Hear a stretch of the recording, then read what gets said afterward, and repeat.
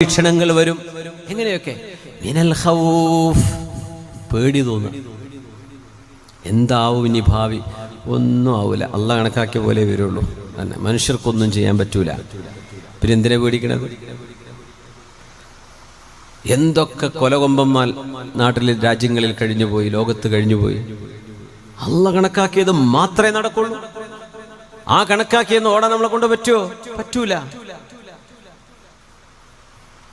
വല്ലാഹു യതവല്ല സ്വാലിഹീൻ, സജ്ജനങ്ങൾ അള്ളാഹ് ഏറ്റെടുക്കുന്നു. സജ്ജനങ്ങളായി നടന്ന പോലെ എന്തിനെ പേടിക്കണേ? പിന്നെ ഇത്രയേ നമ്മുടെ മുമ്പിലെ വിഷയമുള്ളൂ. നമ്മൾ നന്നായാൽ മതി. വെറുതെ പേടിച്ചിട്ട് എന്താ കാര്യം?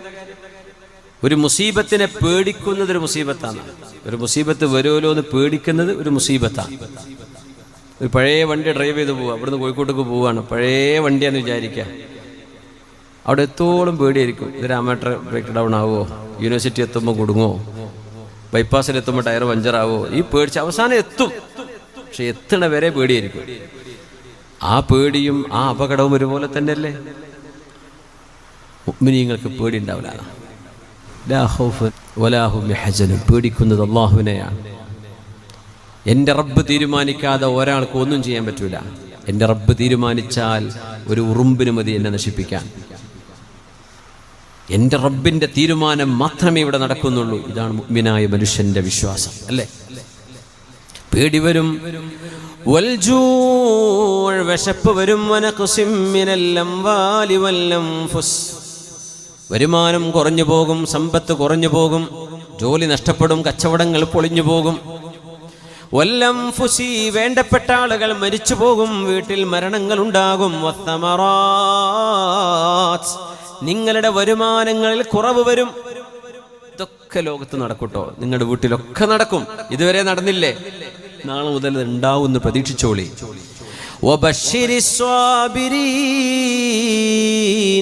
വിശപ്പ് കൊണ്ടും പേടി കൊണ്ടും സമ്പത്ത് കുറഞ്ഞുകൊണ്ടും മരണങ്ങളും ദുരിതങ്ങളും വന്നുകൊണ്ട് അള്ളാഹു പരീക്ഷിക്കുമ്പോൾ ആരാണോ ക്ഷമിക്കുന്നത് അവർക്ക് സന്തോഷ വാർത്ത കൊടുക്കണേ നബിയേ.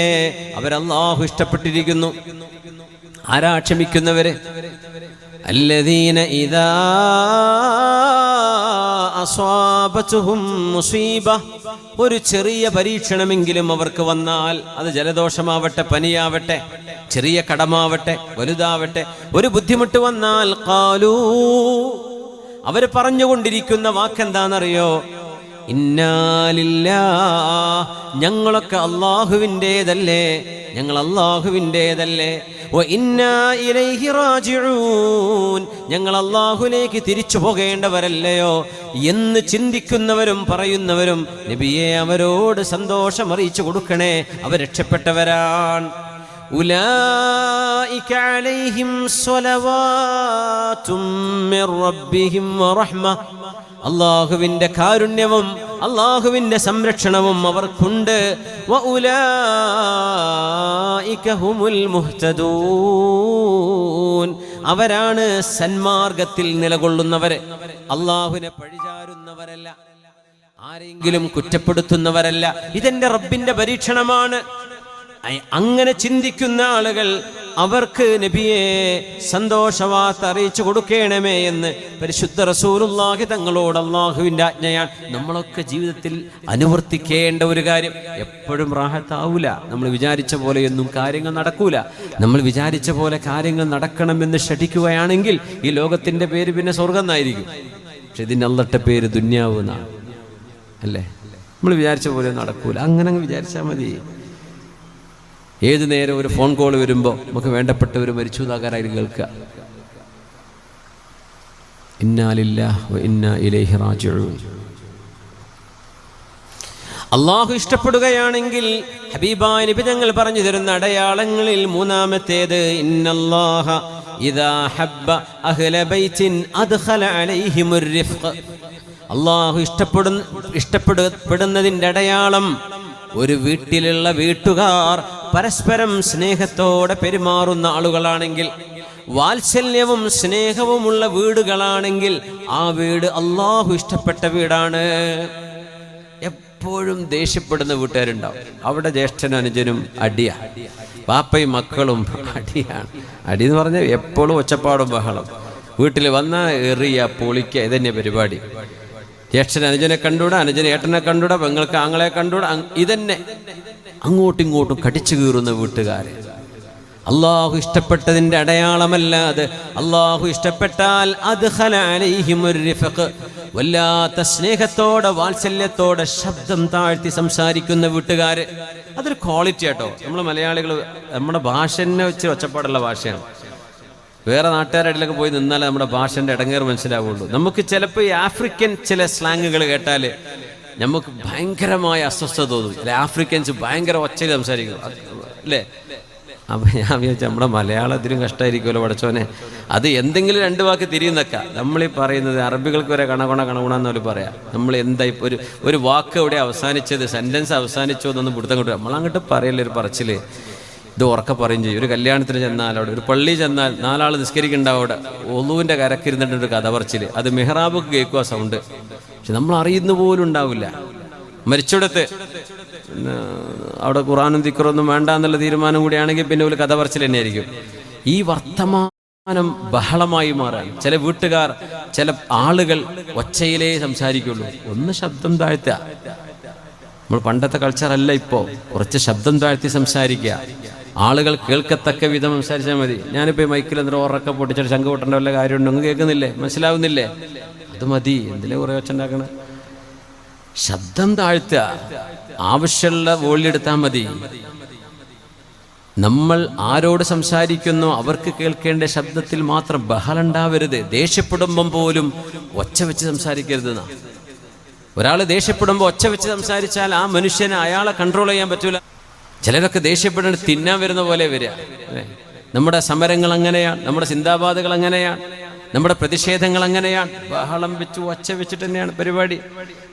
ഒന്നും പറഞ്ഞിട്ട് കാര്യമില്ല. എന്തായാലും ഉറക്കന്നെ പറയുള്ളൂ ചിന്താബാധ. വല്ല പറയാൻ നടക്കൂല. പക്ഷെ നമ്മുടെ വീട്ടിൻ്റെ ഉള്ളിൽ ഇതൊക്കെ ഒന്ന് കുറച്ചുകൂടെ, സൗണ്ട് വെക്കലും ബഹളം വെക്കലും ദേഷ്യപ്പെടലും ഒന്ന് കുറച്ചുകൂടെ.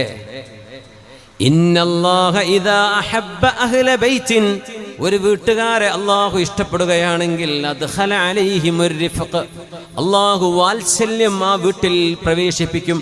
ആ വീട്ടുകാർക്ക് വാത്സല്യമുണ്ടാവും. ഉമ്മ മക്കളോട് സ്നേഹത്തോടെ പറയുന്ന ഉമ്മ, മക്കളോട് സ്നേഹത്തോടെ വാത്സല്യത്തോടെ സംസാരിക്കുന്ന ഉപ്പ, മാതാപിതാക്കളോട് ശബ്ദം താഴ്ത്തി സംസാരിക്കുന്ന മക്കള്. എത്ര വലുത്! അവരാണ് വീട്ടിലെ ചെലവ് പുലർത്തുന്നത്. അത് വിചാരിച്ച് ബാക്കിയുള്ളവരൊക്കെ അടിമയെ കൊടുക്കാൻ പറ്റും? വാപ്പ വാപ്പന്നല്ലേ, ഉമ്മ ഉമ്മയല്ലേ, അവരെ ബഹുമാനിക്കണ്ടേ, ആദരിക്കണ്ടേ? ഉമ്മയോട് വാപ്പയോട് സംസാരിക്കുമ്പോ ശബ്ദം താഴ്ത്തി സംസാരിക്കുന്ന മക്കള്, ജ്യേഷ്ഠനോട് പതുക്കെ പറയുന്ന അനുജൻ, തന്റെ കീഴെയുള്ളവനോട് വാത്സല്യത്തോടെ സംസാരിക്കുന്ന മുതിർന്നവർ, ആ വീട്ടുകാർ ഒച്ച വെച്ച് ബഹളം വെക്കുന്നത് ആരും കേട്ടിട്ടില്ല. ആ വീട്ടുകാര് സ്നേഹത്തോടെ പെരുമാറാറുള്ളൂ. അങ്ങനത്തെ ഒരു വീട് നിങ്ങളുടെ ശ്രദ്ധയിൽപ്പെടുകയാണെങ്കിൽ ആ വീട് അള്ളാഹു ഇഷ്ടപ്പെട്ട വീടാണ് എന്ന് മഹാനായ റസൂലുള്ളാഹി സ്വല്ലല്ലാഹു അലൈഹി വസല്ലം. അള്ളാഹിന്റെ ഇഷ്ടത്തിന്റെ ഒരു അടയാളമാണ്. അങ്ങനെ അല്ലെങ്കിൽ ഇന്ന് മുതൽ എന്ത് ചെയ്യാ? ഇന്നു മുതൽ ആ പരിപാടി അങ്ങനെ ആക്കുക. ഇൻഷാ അല്ലാഹ് ഒച്ചപ്പാടും ബഹളൊന്നും വേണം. മരിച്ചു പോയാൽ ഇതൊരു നല്ല മനുഷ്യരായിരുന്നു എന്ന് മയ്യത്തിനെ നോക്കി മനുഷ്യന്മാർ പറയണം. അതൊരു ശഫാഅത്താണ്. അല്ലാ മരിച്ചില്ലേ കഴിച്ചില്ലായി എന്ന് പറയരുത്. ഒരു മനുഷ്യന്റെ മയ്യത്ത് കാണുമ്പോഴേ എന്നോ പോകേണ്ടതായത് പോകാൻ വേണ്ടി എത്ര തോരുന്നതാ, ഇപ്പോഴേ പോയിട്ടുള്ളൂ എന്ന് മനുഷ്യന്മാർ പറഞ്ഞു. എന്താ ജീവിച്ചതുകൊണ്ട് എന്ത് കാര്യം കിട്ടി? ഒരു മനുഷ്യന്റെ ദുആ കിട്ടുമോ? കിട്ടൂല. നല്ല അങ്ങാടി വന്ന ബഹളം, കച്ചവടക്കാരോട് തട്ടിക്കയറുക, എല്ലാവരോടും ദേഷ്യപ്പെടുക, ഇത് അവർക്ക് മാത്രമേ രസം ഉണ്ടാവുള്ളൂ. ഇത് അനുഭവിക്കുന്നവർക്ക് രസം ഉണ്ടാവില്ല. അതുകൊണ്ട് എന്ത് ചെയ്യണം? സ്വഭാവം മാറ്റണം. റിഫ്ഖ് വേണം, വാത്സല്യം വേണം, സ്നേഹം. ഇസ്ലാമിന്റെ ഏറ്റവും വലിയ പ്രത്യേകത അതാണ്, വാത്സല്യമാണ്, സ്നേഹമാണ്. ക്രൂരത കൊണ്ടും ബഹളം കൊണ്ടും ഒന്നും ലോകത്ത് ആർക്കും നേടാൻ കഴിയില്ല.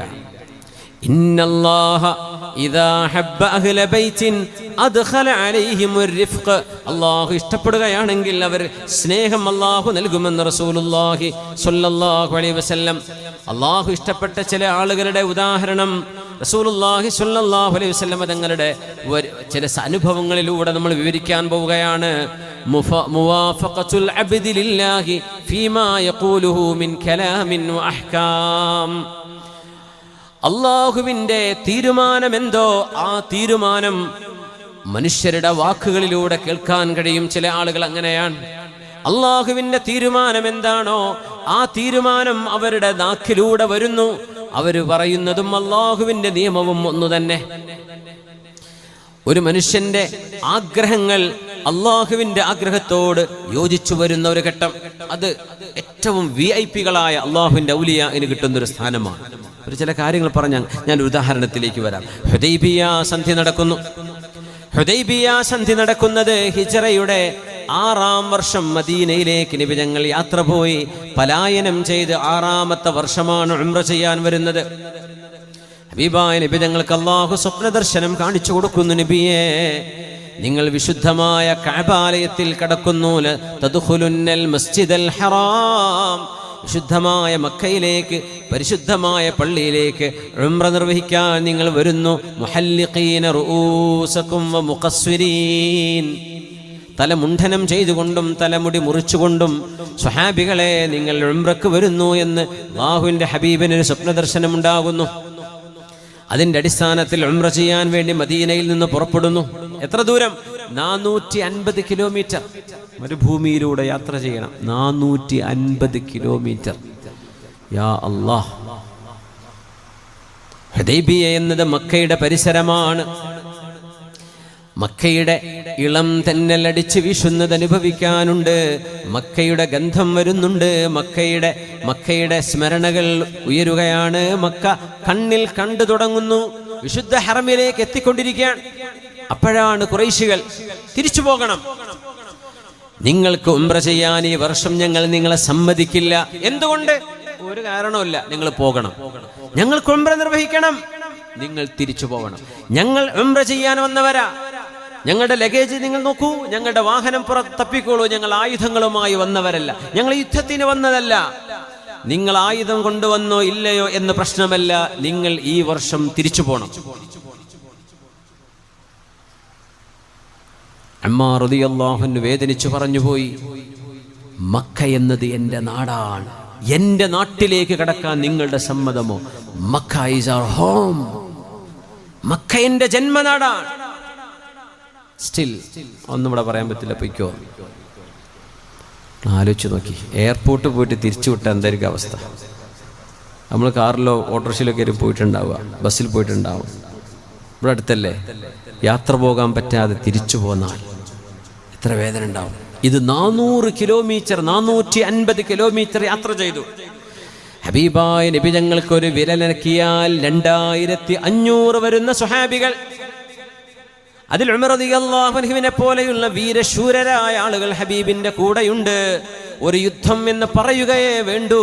അവിടെ വന്ന മുഴുവൻ ഖുറൈശികളെയും നിലംപരിശാക്കാൻ പറ്റുന്ന സ്വഹാബിമാർ ഹബീബിന്റെ കൂടെയുണ്ട്. എന്നാൽ ലോകത്തിന്റെ ഗുരു പറയുന്നത് അവിടെ സമാധാനത്തിനാണ്. നമ്മളൊരു സന്ധിയിൽ ഒപ്പുവെക്കുകയാണ്.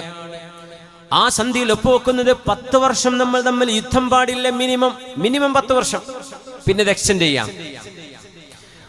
ഉമർ റളിയല്ലാഹു അൻഹു ആ കരാറിന്റെ ക്ലോസുകൾ മുഴുവനും ഓരോന്ന് വായിച്ചു കൊണ്ടിരിക്കുമ്പോൾ നബിയോട് പറഞ്ഞു, നബിയേ, അവർ പറയുന്ന ഡിമാൻഡുകളെന്ന് കണ്ടോ നബിയേ?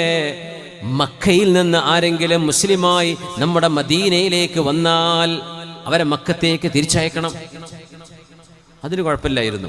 മദീനയിൽ നിന്ന് ആരെങ്കിലും മക്കയിലേക്ക് വന്നാൽ അവരെ പിടിച്ചു വെക്കും. ഒരു മുസ്ലിം പോയാൽ അവനെ പിടിച്ചു വെക്കും, ഒരു മുശ്രിക് വന്നാൽ തിരിച്ചു വിടും വേണം.